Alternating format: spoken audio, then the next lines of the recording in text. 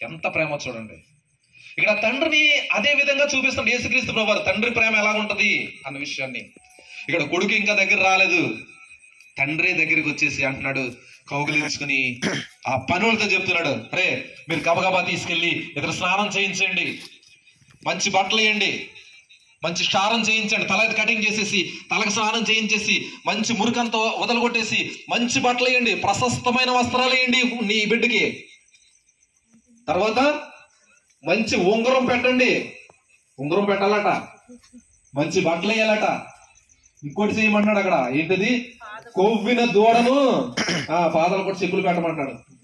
పెట్టమన్న తర్వాత కొవ్విన దూడను తెచ్చి వధించి విందు చేయండి. పండగ, తండ్రికి పండగ. దేని గురించి?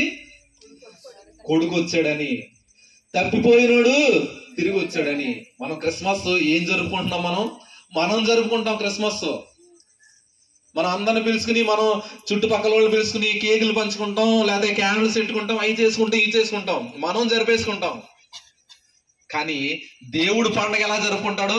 మనం ఆయన దగ్గరికి వస్తేనే పండగ అంట ఆయనకి. అర్థమవుతుందండి చెప్పేది? మనం ఎప్పుడైతే